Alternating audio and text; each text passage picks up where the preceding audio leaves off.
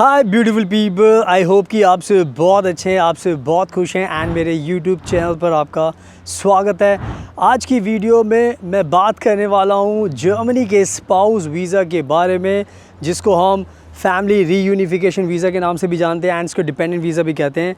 And आज मैं बात करने वाला हूँ इसके पूरे के पूरे प्रोसेस के बारे में, बिकॉज़ आज के टाइम में हमारे भारत के बहुत सारे ऐसे मैरिड कपल्स हैं एंड दूसरी कंट्रीज़ के भी कपल्स हैं जो बाहर जाकर साथ में सेटल होना चाहते हैं, रहना चाहते हैं। एंड बहुत सारे जो कपल्स हैं वो रिसर्च करते हैं एंड जर्मनी को पाते हैं कि वो बहुत ही अच्छी कंट्री है एज ए कपल मूव होने के लिए, और जो कि बहुत ही सच बात है। तो आज के टाइम में बहुत सारे लोग हैं जो जाना चाहते हैं जर्मनी में, बट अप्लाई करने के लिए जब टाइम आता है तो बहुत सारे जो कपल्स होते हैं उनको कन्फ्यूजन होती है, बिकॉज़ बहुत सारे लोगों को पूरी इन्फॉर्मेशन नहीं होती कि ये वीज़ा अप्लाई कैसे करना है, कैसे कैसे फॉर्म भरने हैं, क्या क्या इसकी रिक्वायरमेंट है, किन किन बातों का ध्यान रखना है, इंटरव्यू कैसे क्रैक करना है। तो बहुत सारे रैंडम सवाल होते हैं, बहुत ज़्यादा डिफ़िकल्टीज़ आती हैं एंड प्रोसेस पूरा पता नहीं होता। तो बहुत सारे लोग हमें भी कॉल करते हैं, कॉन्टैक्ट करते हैं कि सर मुझे वीज़ा चाहिए, आप हमें बताइए कि क्या हमें करना पड़ेगा। तो हम सबको समझाते हैं एंड सबको बताते हैं कि क्या क्या प्रोसेस है एग्जैक्टली। सो आज मैं चाहता हूँ कि इस वीडियो में सबको अच्छे से एक्सप्लेन करूँ, बिकॉज़ बहुत सारे हमारे मैरिड कपल्स हैं, इंडिया के भी हैं। और मैं बताना चाहता हूँ कि ये जो वीडियो मैं बनाता हूँ ये इंडिया के लिए नहीं है, ये पाकिस्तान के लोगों के लिए भी है, श्रीलंका के लोगों के लिए भी है, बांग्लादेश के लोगों के लिए भी है, और सभी लोगों के लिए है। तो आप मेरे इंस्टाग्राम को प्लीज़ ज़रूर फॉलो करना, बिकॉज़ मैं बहुत कंट्रीज़ में ट्रैवल करता हूँ, बहुत वीज़ा की अपडेट्स डालता हूँ उसके ऊपर, तो आपको ट्रस्ट बिल्ड होगा उससे। So without wasting for the time let's get started. सुनाओ, अब मैं आपको अच्छे से एक्सप्लेन करता हूँ पूरा का पूरा प्रोसेस। तो सबसे पहले अगर हम स्पाउस वीज़ा की बात करते हैं तो मैं सबको बताता हूँ कि सबसे पहली जो इम्पॉर्टेंट चीज़ होती है वो होती है आपको अपनी लीगल मैरिज को प्रूव करना पड़ता है। स्पाउस वीज़ा का जो वीज़ा है, जो ये स्पाउस वीज़ा, इसकी जो बेसिक फाउंडेशन होती है वो होती है आपकी शादी, कि आपकी शादी लीगल है या नहीं है।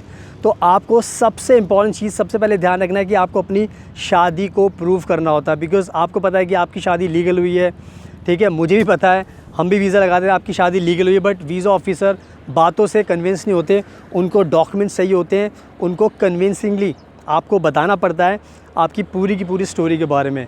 तो सबसे इम्पॉर्टेंट चीज़ होती है आपकी लीगल मैरिज, तो उसको आपको प्रूव करना पड़ता है अपने डॉक्यूमेंट से। एंड इसके अलावा बहुत सारे और भी चीज़ें होती है जो आपको शो करनी पड़ती है। फॉर एग्ज़ाम्पल, जब आपकी शादी होती है किसी भी धर्म में हो तो आपको एक मैरिज सर्टिफिकेट होगा जो आपको शो करना पड़ता है, जो एक लीगल प्रूफ होता है। इसके साथ साथ जब आपकी शादी होती है किसी भी धर्म में है तो आपको उसकी फ़ोटोग्राफ्स भी आपके पास होनी चाहिए।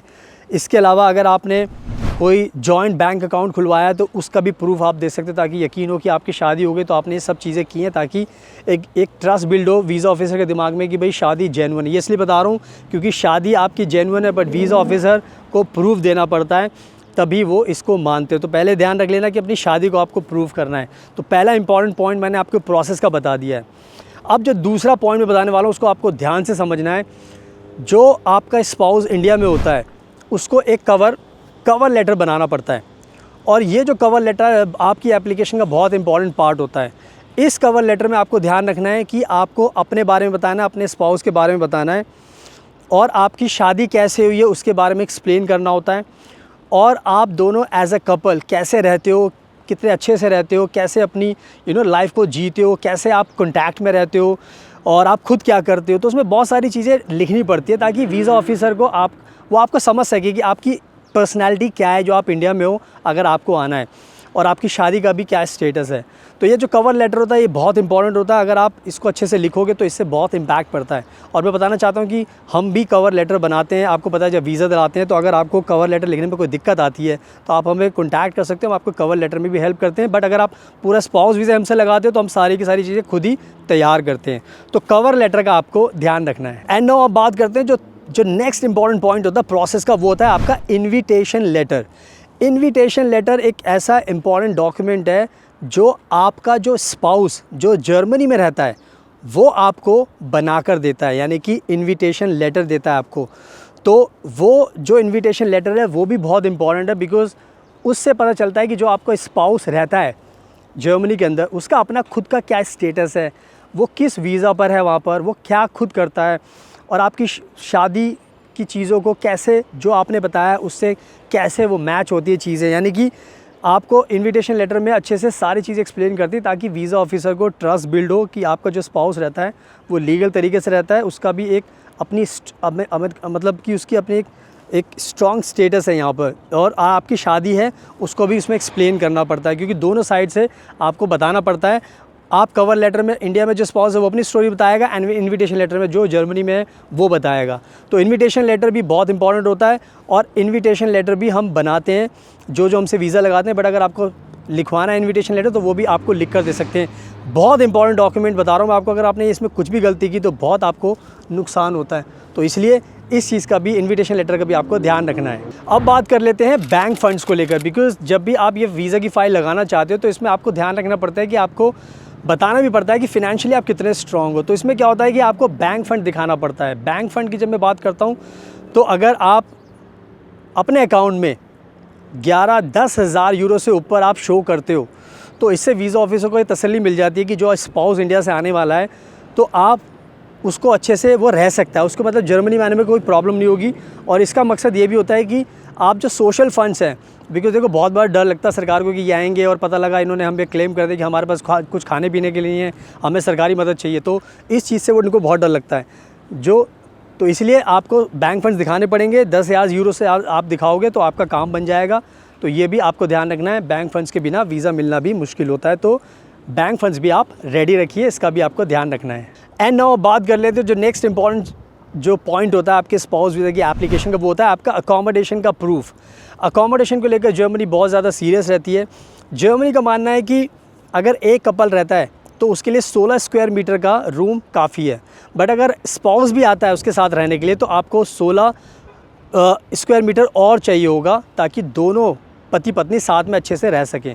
तो आपको ये ध्यान रखना है कि अकोमोडेशन आपके पास 32 स्क्वायर मीटर का तो होना चाहिए, उससे ज़्यादा है तो बहुत ही अच्छी बात है, तो इससे आपका केस और स्ट्रॉन्ग बनेगा, बट मिनिमम 16 स्क्वायर मीटर तो आपको रखना पड़ेगा ताकि वीज़ा ऑफिसर को तसल्ली रहेगी भाई अगर आप आ रहे हो तो कोई दिक्कत आपको नहीं होगी एज अ कपल रहने के लिए। तो ये अकोमोडेशन की भी रिक्वायरमेंट्स आपको पूरी करनी पड़ेगी, तो इसका भी आपको ध्यान रखना है।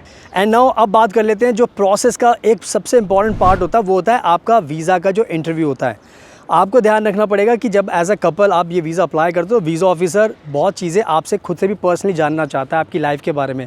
तो ये मैं इसलिए बता रहा हूँ क्योंकि बहुत सारे लोग इस चीज़ को इग्नोर कर देते हैं और वीज़ा रिजेक्ट हो जाता है। तो वीज़ा इंटरव्यू जब आपका होता है तो आपको पूरी तरीके से तैयार होकर जाना पड़ता है। आपको सारे सवालों के जवाब पता होने चाहिए। आपको अपनी लाइफ के बारे में, मैरिज लाइफ के बारे में, पर्सनल लाइफ के बारे में, आपके हस्बैंड के लाइफ के बारे में सब कुछ पता होना चाहिए ताकि वीज़ा ऑफिसर को पता चले कि आपकी लाइफ आप वाकई में जेन्युइन कपल हो या नहीं हो, या ऐसे ही आपने, बिकॉज बहुत सारे लोग करते हैं तो डर लगता है। तो कहने का मतलब ये है कि आपको इंटरव्यू की प्रिपरेशन करनी पड़ेगी ताकि आपको वीज़ा ऑफिसर को कन्विंस करने में आसानी रहे।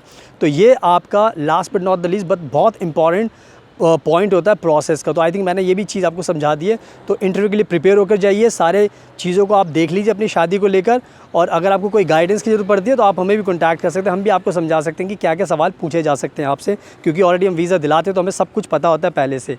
तो आप खुद से अप्लाई करें तो इस चीज़ का भी आपको ध्यान रखना है। सुनाओ, आई होप कि मैंने बहुत अच्छे तरीके से आपको सब कुछ समझा दिया है जर्मनी के स्पाउस वीज़ा के प्रोसेस के बारे में 2025 को ध्यान में रखकर। तो ये वीज़ा अब आप अप्लाई कर सकते हो खुद से, बहुत इजी हो गया, मैंने सब कुछ समझा दिया। बट इन केस अगर आपको हमारी ज़रूरत है तो नंबर आपको डिस्क्रिप्शन मिल जाएगा। मैं आपको बताना चाहता हूँ कि इंडिया के अंदर हम ऐसी कंपनी है जिन्होंने बहुत सारे इंडिया के कपल्स को एंड दूसरी कंट्रीज़ के कपल्स को वीज़ा दिलाया है। तो अगर आपको वीज़ा गारंटी के साथ चाहिए, अगर आप इंडिया में रहते हो तो आप हमें कॉन्टैक्ट कर सकते हो। अगर आप दूसरी कंट्री में रहते हो, पाकिस्तान में, बांग्लादेश में, नेपाल में, भूटान में, UAE में, कनाडा में, UK में, कहीं पर भी रहते हो, अगर आपको आना है, आपको स्पाउस वीज़ा चाहिए तो भी आप हमें कॉन्टैक्ट कर सकते हो। हम सबको, इंडिया के लोगों को भी एंड दूसरी कंट्रीज़ के भी कपल्स को ये वीज़ा दिलाते हैं। आप हमारी सक्सेस स्टोरी देख सकते हो, तब आपको और भी ट्रस्ट बिल्ड होगा। सो आई थिंक एवरीथिंग मैंने सबको समझा दिया है।